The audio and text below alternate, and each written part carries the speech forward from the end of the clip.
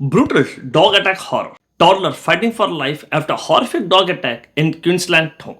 A 2-year-old girl is fighting for her life after suffering devastating neck injuries in a terrifying dog attack at a home in Beaudesert, Queensland. Now let's dive deeper and explore every layer of this story on our AI When a podcast. 911 call drops for a critical pediatric injury, it takes mere seconds for local jurisdictions to just completely surrender control. Right. They surrender their airspace, their protocols. And Exactly. It all gets handed over to this massive centralized state trauma network. and it's this terrifying, highly orchestrated transfer of power. And it happens entirely behind the scenes. It really does. So welcome to this deep dive. Today, we are looking at the anatomy of a real-time crisis. And we should give a quick heads up for you listening today. Yes. The Source material we're covering is, well, it's incredibly heavy. Very heavy. We are examining a breaking news report out of Queensland, Australia. Right. Involving a 2-year-old girl who is fighting for her life after a horrific dog attack. It is a profoundly difficult subject to process. I mean, when you read a report like this, the natural human instinct is to just focus entirely on the tragedy. Absolutely. You just think about the unimaginable pain of that family. Yeah, but our mission today is to look beyond those immediate headlines. We really want to read between the lines, of this police statements and the municipal press releases. Right, to understand the invisible mechanics of a crisis. Exactly. We want to show you exactly how emergency responders, major hospitals, and multiple overlapping government agencies all mobilize. Basically, the exact moment a residential home becomes ground zero for a multi-jurisdictional event. It's a massive, massive shift. Okay, let's unpack this. Our source text centers on an event that took place on a Thursday afternoon. Right around 5:15 p.m., I believe? Correct. We're talking about Gould Hill Road in Beaudesert, which is in the Scenic Rim region of Queensland. Which is a very quiet residential neighborhood. Totally. I mean, at 5:15 p.m., people are commuting home. They're cooking dinner, winding down. Yeah. And then in just a matter of minutes, that quiet suburban street triggers a response so massive, it requires an 80-kilometer aeromedical evacuation. Wow. The logistics of that immediate response, I mean, they are just staggering when you break them down. They really are. According to the report, first responders, so both police and paramedics, arrived at the property. And they found this 2-year-old toddler with severe neck injuries. Alongside multiple other serious injuries, the report said. Right. And that specific combination of factors forces an immediate radical shift in medical strategy. Like right there on the grass or in the living room. Exactly. They have to change the entire game plan instantly. I noticed the report specifically used the phrase urgent medical response to describe what happened on the scene. Yeah, that jumped out at me too. Right. Initially, I just read that as, descriptive reporting, but that's actually a clinical indicator, isn't it? It absolutely is. I mean, they couldn't just scoop her up and race to the nearest local hospital. Because that's what you see in the movies, right? Just throw them in the back of the ambulance and speed off. Right. But that is a crucial distinction here. In pediatric trauma, there's this ongoing debate in the medical community between the scoop and run method, which is getting the patient to any hospital as fast as physically possible, Right. versus the stay and play method. Stay and play? That sounds so casual for an emergency. It does, but what it really means is stabilizing the airway and circulation right there on scene before you even attempt transport. Oh, I see. Because when you have severe neck trauma, which potentially compromises the airway and the cervical spine, you have to be so careful. So local paramedics have to do this terrifying, intricate work. Exactly. Securing that child's anatomy before they can be moved even a single inch. Wow. Right, because bypassing a local, regional hospital to fly 80 kilometers seems totally counterintuitive when every single second counts. It does seem counterintuitive. But I imagine a regional clinic in Beaudesert simply isn't equipped for systemic pediatric trauma. Not at all. And the police spokesperson's note that she suffered multiple serious injuries, well, that dictates the entire logistical cascade. Well, a small body with multiple serious injuries is at massive risk of systemic shock. Right. Hypothermia, complex vascular failure. You need a highly specialized facility. Like the Queensland Children's Hospital in Brisbane. Precisely. Yeah. You need pediatric neurosurgeons, specialized anesthesiologists. Probably a massive pediatric blood bank. Yes, available 24/7. Yeah. And the Children's Hospital in Brisbane operates at the highest tier of pediatric trauma readiness. So really, an airlift isn't just a faster ambulance. No, not at all. It changes the entire chain of command. It does. What's fascinating here is how seamlessly emergency services had to pivot. From a localized 911 call to a major aeromedical evacuation. Right. Initiating that 80-kilometer airlift during the golden hour of trauma medicine means coordinating just a massive amount of moving parts. I can't even imagine. You have regional dispatchers talking to state aeromedical coordinators. They have to clear flight paths, right? Clear flight paths, mobilize a specialized airborne intensive care team, and ensure that the surgical teams in Brisbane are scrubbed in, like literally standing by the doors the moment those helicopter skids touch the helipad. That's incredible. It's like this high-stakes relay race. The paramedics take the first baton, stabilize her on scene, and that makes the second leg, the airlift, even possible. That's a perfect analogy. And thankfully, according to the report, as a result of that monumental logistical effort, she is currently in critical but stable condition. Which is a testament to the system working. Yes, absolutely. But here is where the story shifts dramatically. Oh, it really does. Once that helicopter lifts off and heads toward Brisbane, the primary medical objective at Gold Hill Road is just gone. The scene goes cold. And the moment a scene goes cold, the legal clock starts ticking. Instantly. That residential property transforms from a desperate rescue site into a highly complex, multi-jurisdictional investigative puzzle. The transition is immediate. I mean, the flashing lights slow down, the paramedics leave, Right. and the priority shifts entirely to the preservation of evidence. Figuring out what happened. Exactly. Understanding the sequence of events and ultimately determining liability. Which brings us to the jurisdictional web. This is the part of the report that really caught my eye. Yeah, it's quite the maze. The Queensland police immediately launched an investigation to figure out the circumstances, and quoting here, the role of the dog. Right. But they are officially assisting the Scenic Rim Regional Council. Yes. And on top of that, there's a third major agency involved, the Department of Primary Industries. It sounds incredibly bureaucratic, doesn't it? For a single incident in a backyard. So what does this all mean? I mean, I have to push back on this a bit. Sure, go ahead. To an outsider, putting 3 distinct government agencies onto a single residential property sounds like a complete nightmare. It sounds like a tangled ball of yarn. Yes, it sounds like a mess where everyone's authority is just stepping on everyone else's toes. Yeah. Why do you need state-level agricultural departments, local council workers, and state police all examining the same fence? I completely get why it looks like a jurisdictional traffic jam. Right. But it's actually highly compartmentalized. Mm-hmm. Rather than overlapping authority, think of it as entirely different domains of law that just happen to intersect at one physical address. Okay, I'll buy that. I like to think of it like a major construction site failure. Oh, that's a good way to look at it. Yeah, like you wouldn't just send one inspector if a building collapsed. The council is essentially the local building inspector, checking if the fence met basic municipal permits. Exactly. And the Department of Primary Industries, they're like the state zoning board, setting the overarching code for what constitutes a dangerous animal. Right. The broader rules. And the police, they are the arson investigators, trying to figure out if someone intentionally or negligently caused the disaster. That is a brilliant way to frame it.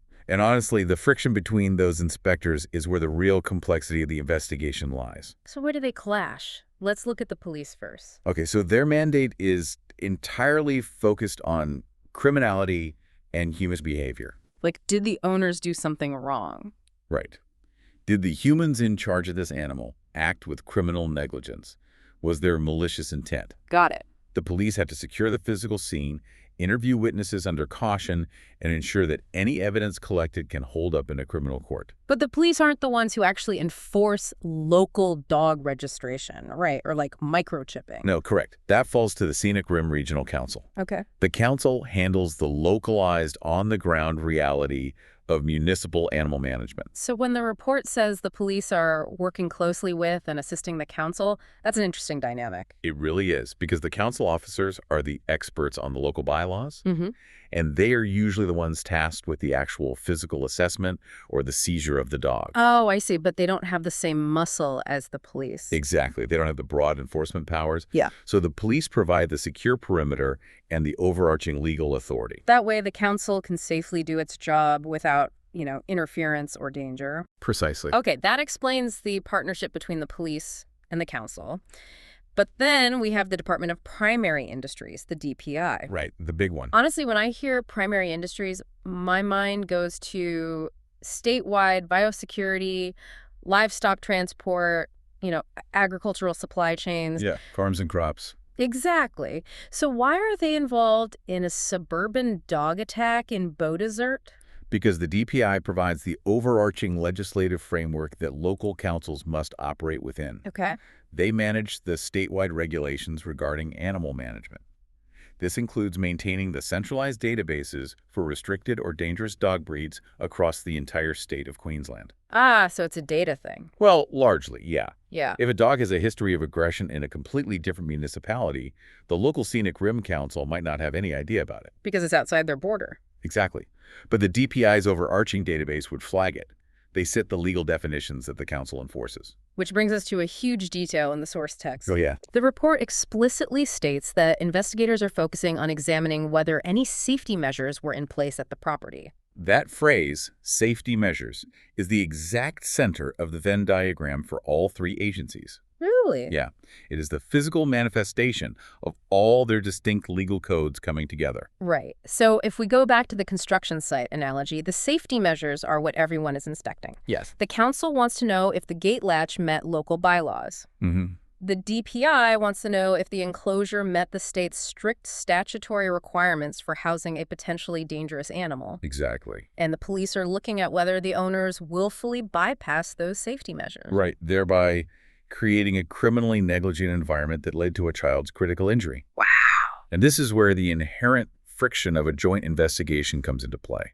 Because what if the agencies have conflicting immediate goals? Conflicting goals? Like what? Well, for example, the council might look at the animal and determine it is an immediate, ongoing threat to public safety. And under local ordinances, they might decide it needs to be euthanized immediately. Oh, right.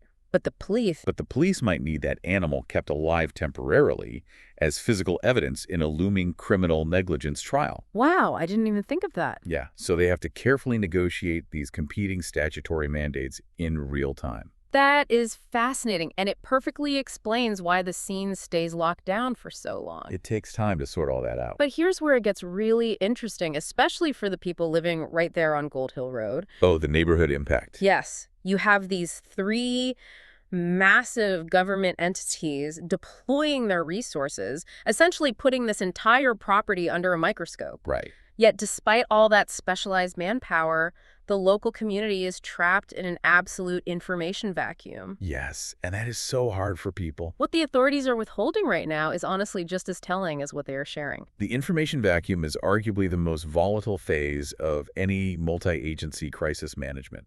It's an almost total blackout regarding the animal itself.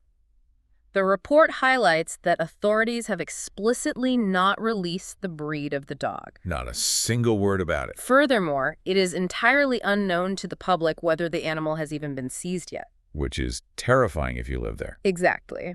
The spokesperson for the Scenic Rim Regional Council issued what I'd call a classic public relations wall. Oh, yeah. They stated they are unable to comment on this matter as it is part of an ongoing investigation. Just a standard boilerplate response. Right. They merely promised updates when information becomes available. And to a neighbor who just watched a trauma helicopter fly away, that sounds like bureaucratic stalling. Stalling. It sounds like a cover-up to a terrified neighbor. Fair point. Imagine you live a few doors down. You know a 2-year-old was just critically attacked. You don't know if the dog is locked in a vault somewhere or if it's currently roaming the neighborhood streets. Right. And the government is telling you, no comment. That doesn't just cause anxiety. That breeds instant paranoia. Absolutely it does. How does a community maintain any sense of basic safety when the authorities put up a wall of silence? It is a terrible position for the neighborhood. Yeah. And it undoubtedly fuels local rumor mills and panic. People will start making things up if they don't have the facts. Exactly. But if we connect this to the bigger picture of that multi-agency investigation we just discussed, we can see why that silence isn't just a PR strategy. It's more than that. Oh, yeah. It is often a strict legal requirement to protect the chain of custody for information. So it's not about ignoring the public. It's about protecting the future court case. Precisely. Let's look at the decision to withhold the breed of the dog, for instance. Okay. In high-stress, traumatic situations, visual identification of a dog breed by witnesses is notoriously flawed. Oh, interesting. Because people are panicked. Exactly. People panic, memories distort. Hmm. If a council spokesperson bows to public pressure and prematurely announces, we believe the dog is breed X. And then it turns out it's not. Right. If DNA or veterinary records later prove it is actually breed Y, they have just handed a massive gift to any defense lawyer. Oh, wow. Right, because the defense attorney in a criminal negligence trial would jump all over that. Oh, absolutely. They'd use it to cast doubt on everything. They'd argue, if the authorities couldn't even correctly identify the dog in their official press release, how can we trust their forensic assessment of the gate latch? Spot on. It introduces reasonable doubt into the entire investigation. It compromises the integrity of their official finding. Exactly. Furthermore, there is the sociological danger of releasing an unconfirmed breed. What do you mean by sociological danger? Well, in the wake of a highly emotional tragedy involving a child, identifying a specific breed before the facts are absolutely locked down risks inciting vigilantism. Oh, I see. You could have panicked neighbors targeting innocent animals of that same breed across the region. That's a really good point. The authorities have to control the narrative to prevent secondary crises. Okay, that makes a lot of sense for the breed. But what about the seizure status? That's a little trickier to understand, yeah. Right. Why wouldn't the council at least confirm whether the dog is off the streets? Surely confirming the animal is secured wouldn't compromise a court case. It might seem that way, but remember how intricately linked the council, the police, and the DPI are in this process? The Venn diagram. Exactly. If the council confirms the dog is seized, reporters immediately ask follow-up questions. Where is it? Has it been euthanized? Who surrendered it? Ah, the domino effect. Right. And if a municipal worker answers one of those questions inaccurately, or worse, reveals a detail about the surrender that the police were keeping confidential as leverage in an interrogation, The whole case is blown. the entire criminal case can unravel. Yes. So when the council spokesperson says they are unable to comment, it's not a brush off. No, not at all. It is the sound of three massive bureaucratic gears trying to synchronize. That's exactly what it is. They cannot afford a single public misstep while they align their localized findings, their state database checks, and their criminal evidence. Yes. The integrity of that joint investigation, especially when potential criminal charges might be looming and a child's life is hanging in the balance, it has to legally supersede the public's immediate, desperate desire for reassurance. Wow. The silence is a feature of the system. It's not a bug. That really reframes how we consume breaking news. It does, doesn't it? Yeah. When we hear ongoing investigation on a broadcast, it usually just sounds like white noise. Like they're just stalling. Right. It sounds like a polite way for an official to say, stop asking questions. But what we've unpacked today shows that phrase actually describes an incredibly fragile, high-stakes ecosystem operating right under our noses. It is a relentless, multi-layered machine. It really is. And analyzing a single news report like this is so valuable because it gives us the blueprint of that machine. Right. It teaches us that underneath the terrifying chaos of the initial incident, there is this whole world of calculated medical triage, highly specific legal boundaries, and intense strategic communication. Let's bring all these threads together then. We started with the immediate visceral tragedy, a Thursday afternoon in Beaudesert shattered by an event that left a toddler fighting for her life. Yes, the medical response. Right. We examined the incredible logistics of the golden hour, detailing how first responders stabilized severe pediatric neck trauma on scene to make an 80-kilometer aeromedical extraction to a specialized level 1 facility possible. And from there, we watched the scene transition from a medical rescue into a legal puzzle. A very tangled puzzle. Yes. We explored the complex jurisdiction of a private home, acting as a construction site analogy, where the council, the Department of Primary Industries, and the police all converged to investigate the failure of overarching safety measures. And finally, we explored the heavy, agonizing silence that descends on the neighborhood afterward. The information vacuum. Exactly. We broke down the sociological impact of that vacuum while understanding the strict legal necessity for authorities to withhold details like the dog's breed and seizure status to protect the integrity of potential criminal proceedings. It fundamentally changes how you view a localized tragedy. It's not just a single event. It's a catalyst that activates vast networks of state and local infrastructure. It certainly is. And as we wrap up, I want to leave you with a final thought to mull over. We've talked extensively about the mechanics of the response, the helicopters, the databases, the legal The protocols. system. Right. We know that eventually the agencies will finish their reports, the press releases will be published, the legal system will run its course. The gears will keep turning. But laws and protocols don't heal a community's psychology. When a tragedy like this occurs behind the closed doors of a residential street and whatever safety measures were supposed to be there fail so catastrophically, Yeah. how does a shaken community ever truly rebuild its sense of trust in the fundamental safety of its own neighborhood long after the investigation finally concludes? It's a heavy question. That is something to think about. Until next time, thanks for diving deep with us. Okay, one question for you. How could such a horrific dog attack on a 2-year-old happen inside a residential property, and were there any previous warning signs or complaints about the dog before this tragic incident occurred in Beaudesert? Don't forget to comment it. Thanks.